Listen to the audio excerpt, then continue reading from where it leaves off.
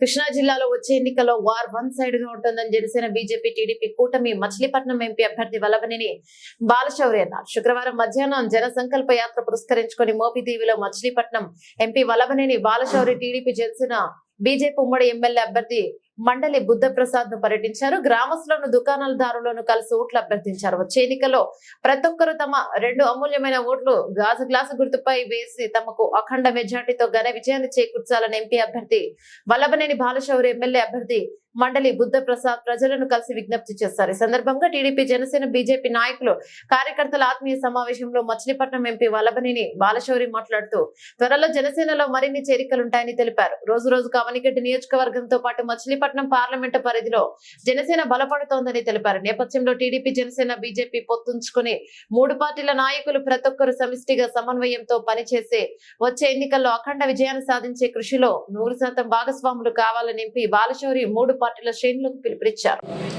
పెద్దలు గౌరవనీయులు అవనిగడ్డకి కాబోయే శాసనసభ్యులు మండలి బుద్ధప్రసాద్ గారు, అలాగే పెద్దలు బుజ్జిరాజు గారు, జెడ్పీటీసీ మల్లికార్జున గారు, అలాగే లాయర్ గారు, అలాగే భారతీయ జనతా పార్టీ మాజీ జిల్లా అధ్యక్షులు రామినేని కృష్ణ గారు, మేడం రమాదేవి గారు, డాక్టర్ లక్ష్మీనారాయణ గారు, ఇక్కడికి విచ్చేసినటువంటి బీజేపీ కార్యకర్తలందరికీ కూడా మొట్టమొదటిగా నా హృదయపూర్వక నమస్కారం. చాలామంది అనేక సమస్యలు, వాటి పరిష్కారాలు, ఫ్యూచర్లో ఏ రకంగా చేసుకోవాలనేటువంటి విషయాలు అందరూ చాలామంది చక్కగా వివరించారు. ప్రధానంగా మచిలీపట్నంలో పార్లమెంటు పరిధిలో మనకి కొన్ని విషయాలు చెప్పదలుచుకుంటే, ఇందాక పెద్దలు మాట్లాడినట్టుగా డ్రింకింగ్ వాటర్ సమస్య అనేది చాలా ఎక్కువగా ఉంది. దురదృష్టం ఏంటంటే, అదృష్టమేమో కృష్ణా నది పక్కన నుంచే 100 టీఎంసీ వాటరు అక్కడి నుంచి బయలుదేరి మహారాష్ట్రలో నుంచి బయలుదేరి ప్రకాశం బ్యారేజ్ నుంచి మన కాన్స్టిట్యున్సీలోనే ఎండ్ అయిపోతూ ఉంటుంది. 100 టీఎంసీ వాటర్ సముద్రంలో పోతూ ఉంటుంది. ఒక పక్కన ఆ నీటిని తీసుకొని మనం మంచినీళ్ళు ఇవ్వలేనటువంటి పరిస్థితుల్లో ఈరోజు మనం అందరం ఉన్నాం. ఇందాక పెద్దలు చెప్పినట్లుగా కూడా ఒక పార్లమెంటు సభ్యుడిగా జల జీవన్ మిషన్ నుంచి దాదాపు 350 కోట్ల రూపాయలు కేంద్ర ప్రభుత్వం నుంచి తీసుకొస్తే ఆ డబ్బుల్ని స్టేట్ గవర్నమెంట్ వాటా 40% ఇవ్వకుండా ఇంతవరకు ఆ ప్రాజెక్ట్ని కంప్లీట్ చేయకపోవడం కూడా దౌర్భాగ్యం అనేటువంటి విషయాన్ని కూడా ఈ సందర్భంగా మీకు మనం చేస్తాను. మనకి స్వతంత్రం వచ్చే 75 సంవత్సరాలైన కృష్ణమ్మ పారుతా ఉన్న నీళ్లు ఇవ్వకపోవడం అనేది దారుణం. తప్పకుండా మంచి నీళ్లు అనేది అది ప్రాథమిక హక్కు, ప్రజల యొక్క ప్రాథమిక హక్కు. అది తప్పకుండా కేంద్ర ప్రభుత్వం యొక్క సహాయంతో, ఆ రకంగా ఈ కూటమి యొక్క సహాయంతో మంచినీళ్ళు ప్రతి ఒక్క గ్రామానికి కూడా ఇచ్చే విధంగా తప్పకుండా కృషి చేస్తానని కూడా ఈ సందర్భంగా మీకు మనం చేస్తాం. అదే రకంగా మరి ఒకటి, మనకి పామర్రు నుంచి చల్లపల్లికి నేను అనేక సార్లు నితిన్ గడ్కరీ గారిని కూడా కలిశాను. అది స్టేట్ హైవేలో ఉన్నటువంటి దాన్ని నేషనల్ హైవేలకు మార్చమని చెప్పాను. అయితే అక్కడ ఒక నిబంధన ఉంది. స్టేట్ హైవే నుంచి సెంట్రల్ హైవేకి మార్చాలంటే, నేషనల్ హైవేకి మార్చాలంటే ఆ ఫైలు ప్రైమ్ మినిస్టర్ గారి దగ్గరికి పోయి రావాలి. ఈ ప్రపోజల్ అన్నీ కూడా ఉన్నాయి. దయచేసి మీరందరూ చెప్పారు చాలాసార్లు, కాబోయే కేంద్ర మంత్రి అని. మీరందరూ నాకే మంత్రులు, డబ్బులు వచ్చేదంతా మీ దగ్గర నుంచే. దయచేసి వాటిలన్నింటికీ డబ్బులు తీసుకురావడానికి బీజేపీ వాళ్ళ యొక్క పాత్ర కూడా అవసరం అని చెప్పేసి కూడా ఈ సందర్భంగా మీకు మనం చేస్తాము. మూడవది, ప్రధానమైనటువంటి మనకి విషయం, ఇప్పుడు మచిలీపట్నం పోర్టు ప్రమాణంగా నడుస్తూ ఉంది. శరవేగంతో నడుస్తూ ఉన్నాయి పనులు. దాదాపు సంవత్సరం వల్ల ఆ పోర్టు కంప్లీట్ అయిపోతుంది. కంప్లీట్ అయిపోయిన తర్వాత ఈ ప్రాంత ప్రజానికానికి ఎప్పటి నుంచో ఒక కోరిక ఉంటుంది. అదేంటంటే, మచిలీపట్నం నుంచి రేపల్లికి రైల్వే లేనటువంటిది ఒక ప్రధానమైనటువంటి కోరిక. ఆ కోరికని నేను ఆల్రెడీ ప్రపోజల్ స్టార్ట్ చేయించాను. దాన్ని PM గతిశక్తి అనేటువంటి ప్రాజెక్టు ద్వారా దాన్ని కంప్లీట్ చేయొచ్చు. దానికి స్టేట్ గవర్నమెంట్ నుంచి ఏదైతే వాటా రావాలో, ఇప్పుడు ఉన్నటువంటి DPR ఏదైతే పోర్టుకుందో ఒక 400-500 కోట్ల రూపాయలు దాన్ని అడిషనల్గా చేసి నేను మళ్ళీ DPR రీసబ్మిట్ కూడా చేపించి లోన్ తీసుకుంటాం పవర్ ఫైనాన్స్ కార్పొరేషన్ నుంచి.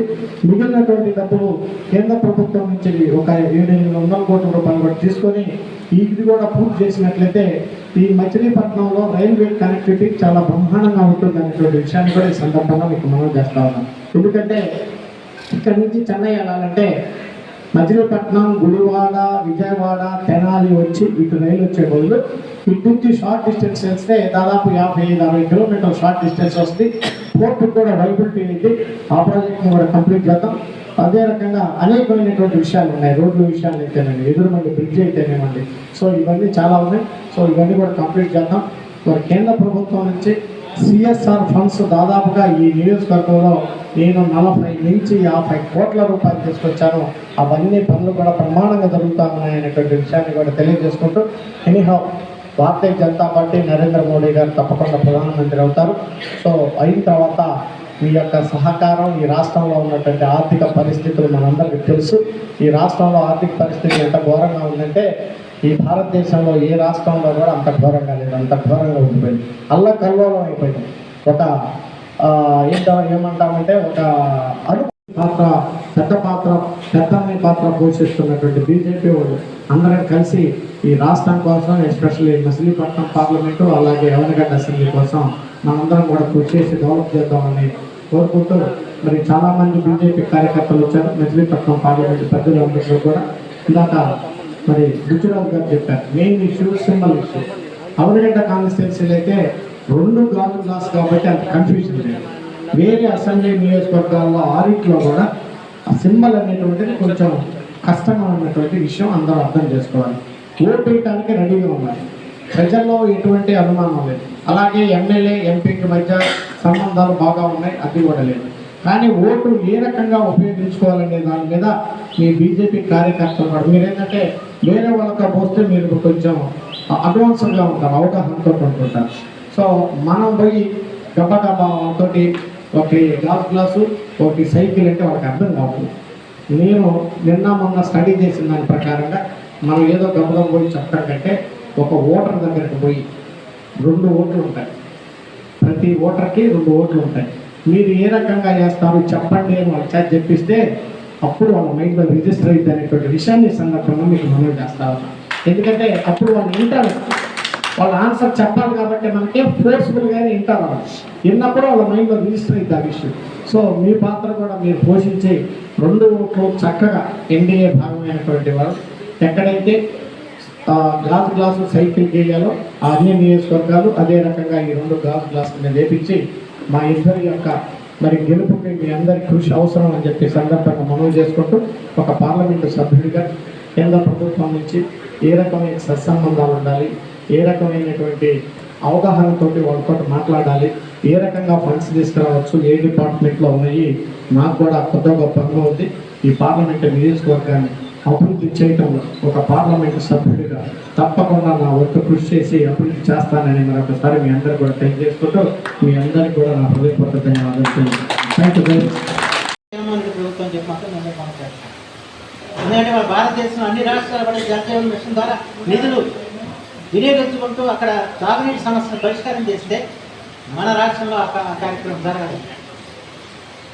అన్ని నిధులు వస్తామంటే వాటిని కూడా మనం ఉపయోగించే పరిస్థితి. అలాగే వాళ్ళ గృహ నిర్మాణం జగనన్న ఇల్లు అంటారు, డబ్బే పడతాయి కేంద్ర ప్రభుత్వం పేరేమో అయింది. ఇవన్నీ ప్రజలు తీసుకెళ్తాను అందరూ విఫలమయ్యాం. ఇప్పుడైనా మనం చెప్పాల్సిన అవసరం ఉంది. ఎప్పుడైతే జాతీయ గ్రామీణ ఉపాధి పథకం కింద ఏ పని జరిగినా ఆ పథకానికి నిధులన్నీ కూడా కేంద్ర ప్రభుత్వం ఇస్తున్న నిధులు అనే విషయం మనం గుర్తించుకోవాలి. అలాగే పంచాయతీలకి కేంద్ర ప్రభుత్వం నుంచి నిధులు ఇస్తే ఆ నిధులన్నీ కూడా పంచాయతీలకి లేకుండా వెనక లాగేసుకున్న ఘనత జగన్మోహన్ రెడ్డి. వాళ్ళ పంచాయతీల వ్యవస్థను పూర్తి నిర్వీర్యం చేశారు. ఏ పంచాయతీ ఒక బలుపుకోతే వేసుకోవడానికి పరిస్థితులు లేవు. వాళ్ళకి కేంద్రం నుంచి వచ్చే డబ్బులన్నీ కూడా మన వెనక్కి తీసుకుపోయి వాడుకున్న పరిస్థితులు మనందరూ తీసుకుంటాం. అంతే భారతీయ జనతా పార్టీ కేంద్ర ప్రభుత్వం ఏం చేయలేదంటే కరెక్ట్ కాదు. కానీ అనేక కేంద్ర సంస్థలు వచ్చాయి. రేల్స్లో వెళ్ళిన వాళ్ళందరికీ ఆనందపడతాను. నేనే చూడాలి వెళ్ళి రేల్స్కి చాలామంది పేషెంట్స్ నుంచి వెళ్ళి అసలు కలిసి అలాగే నచ్చుతాం చూస్తాం కోసిన గంటలు ఇలా అనేక కేంద్ర సంస్థలు వచ్చాయి. అయితే వాటిని ప్రచారం చేసుకోవడంలో మనం కొంత వెనపడ్డ విషయం మాత్రం ఒప్పుకోవాలి. కనీసం ఈ సమావేశాలను మనం తప్పనిసరిగా మాట్లాడతాం. నువ్వు మాట్లాడతాం, మీరు మాట్లాడండి, అందరూ మాట్లాడి ఇవాళ ఏదైనా కార్యక్రమం జరుగుతుందంటే కేంద్ర ప్రభుత్వ సహకారం లేకుండా, కేంద్ర ప్రభుత్వం నిధులు లేకుండా ఏ పని కూడా జగన్మోహన్ రెడ్డి చేసే పరిస్థితి ఏదైనా మనం చెప్పాల్సిన బాధ్యత ఉందని చెప్పి మనం తెలుస్తూ మా బాలస్వామి గారు ఆయన అభివృద్ధి కాముకుడు, ఆయనకు అనేక ఆలోచనలు ఉన్నాయి. ఇంకా ఈ ప్రాంత అభివృద్ధికి కేంద్ర నిధులు ఎలా తేవాలో త్యాగాల శక్తి ఉన్న వ్యక్తి ఆయన. దానిచేత ఏదైనా ఎక్కువ చూడటం మంచిగా ఉంది. మనం ఉందని పట్టుకోలేదు ఆయనకి. మనందరూ అపోటంగా పనిచేస్తున్నాం. ఏదైనా చిన్న తక్కువ అంటే నా దృష్టి తీసుకొస్తాను. మూడు పార్టీలో సమానమైన గౌరవం మీకు ఇస్తాం. నాకు అనుమానం లేదు. మూడు పార్టీలో పెద్దల ప్రాంతం లేదు. ఎందుకంటే ఇది జాతీయ పార్టీ, రెండు ప్రాంతీయ పార్టీ. ప్రాంతీయ పార్టీలైనా చంద్రబాబు గారిని పవన్ కళ్యాణ్ గారిని ఇద్దరు కూడా జాతీయ పవర్ ఉన్న వ్యక్తులు. అది మనం గుర్తుంచుకోండి. ప్రాంతీయత అంటే అంతవరకే తప్ప వాళ్ళు జాతీయ పవర్ ఉన్న వ్యక్తులు. అంటే జాతీయ పవర్ ఉన్న వ్యక్తులు మీరే చెప్పినట్టు గుర్తు సమస్య క్లాస్ గుర్తుని మనం జనాలకు తీసుకెళ్ళే ప్రయత్నం మాత్రం చక్కగా తీసుకోవాల్సి అందరికీ హృదయపూర్వకమైన కుటుంబం తెలియజేసుకుంటూ సెలవు తీసుకుంటుంది. మీరు దేశం గురించి ఆలోచించారు. ఈ రోజున పరిశ్రమ మీకు తెలుసు, అంతగా స్వార్థపూర్తి రాజకీయాలు. నాకేమి ఇచ్చారని చెప్పి భావించే వాళ్ళు తప్ప దేశానికి ఏమి ఇస్తారని భావించే వాళ్ళు లేదు. అలాంటి పరిస్థితుల్లో దేశం గురించి ఆలోచిస్తూ దేశాన్ని ముందుకు నడిపించాలి, దేశం ఒక మంచి పద్ధతుల్లో నడవాలి, క్రమశిక్షణతో నడవాలి అని చెప్పి భావించవలసింది. ఆ క్రమశిక్షణ ఇక్కడ కనపడుతుంది. ఇంత చంద్రప్రదేశ్లో మా పార్టీలో ఏదైనా మీటింగ్ పెడితే నానా గందరగోళం ఉంది. కానీ ఇక్కడ క్రమశిక్షణకి పెట్టింది పేరు పార్టీ కనపడతాం. ఆ రకంగా వాళ్ళ మందరిని కూడా కలుసుకోవడం చాలా ఆనందదాయకమైన విషయం చెప్పి మాత్రం మనం చేస్తూ ఇవాళ ఈ పొత్తు అనేది చాలా ఉదాహరణమైంది. భారతీయ జనతా పార్టీ పొత్తులోకి వస్తా లేదని అనుమానపడ్డామని అందరం పడుతుంది. కానీ పొత్తులోకి వచ్చిందని చెప్పి వాళ్ళ సంతోషిస్తున్నాం. ఎందుకు సంతోషిస్తున్నామంటే రాబోయే ఈ ఎన్నికల్లో మరలా తిరిగి భారత ప్రధానమంత్రి అయితే నరేంద్ర మోడీ గారి మీద నచ్చలేదు. సత్యం, అది అందరికీ తెలిసిన సత్యం. ఆయన ఆశీస్సులు లేకపోతే ఆంధ్రప్రదేశ్ పురోగతి తెలియదు, ఆంధ్రప్రదేశ్ అభివృద్ధి తెలియదు. అంచేత బీజేపీ మన కొత్తలో ఉంటే మనకు సానుకూలంగా ఈ రాష్ట్ర అభివృద్ధికి దోహదపడతానని చెప్పిన భావన అందరిలో ఉంది. ఆ భావాన్ని దోహదపడేలాగా మన భారతీయ జనతా పార్టీ పొత్తులోకి వచ్చినందుకు నేను హృదయపూర్వకంగా నేను కృతజ్ఞత తెలియజేస్తాను. ఎందుకంటే ఈ పొత్తున్నది ఒక అంధకారంలో ఉన్న ఆంధ్రప్రదేశ్ మళ్ళా వెలుగులు నింపడానికి ఏర్పడ్డ పొత్తున్న విషయం మనం మర్చిపోవాలి. ఎందుకంటే ఇవాళ 5 సంవత్సరాల ఉదాహరణకు మన గొల్లమోదలో డిఆర్డిఓ వారు 3,000 కోట్ల రూపాయలతో అక్కడ క్షిపణి కేంద్రం అంటే రాకెట్ ఎగిరేసే కేంద్రం ఒకటి అది నెలకొల్పుతామని చెప్పారు. ఇప్పుడు అది స్థలం ఇప్పించాం. అప్పుడు ఏమంటారా దాని వాళ్ళు భారీ కూడా కట్టారు. రాజధాని నుంచి తీసుకొచ్చి శంకుస్థాపన చేయాలని ప్రయత్నం చేశారు. కానీ రాష్ట్ర ప్రభుత్వం దాని మీద దృష్టి పెట్టకపోవటం, అడగకపోవడంతో ఇవాళ కార్యక్రమం 3,000 కోట్లు రావాల్సింది రాలేదు. పైసా కూడా బడ్జెట్లో కేటాయించాలనే విషయం గుర్తుంచుకోవాల్సిన అవసరం. అంటే రాజాబాబు గారిని కోరేది అంటే మన ఎన్నికల్లో మనం నరేంద్ర మోడీ గారు రావడం కష్టం, రావడం ఖాయం. అలాగే మనకు కూడా ఖాయం ఇక్కడ ఆంధ్రప్రదేశ్లో మళ్ళా ప్రభుత్వం రావడం. అంచేత రాగానే మా అమలగడ్డ నిధులకు సంబంధించినందుకు మీరు కూడా మీ పార్టీ నాయకులు చెప్పి మళ్ళీ క్షేపణ కేంద్రానికి మళ్ళీ నిధులు మంజూరు చేసే బాధ్యత మనందరం కలిసి కట్టాలి. ఎందుకు ఇవ్వదంటే బాలసార్ సీనియర్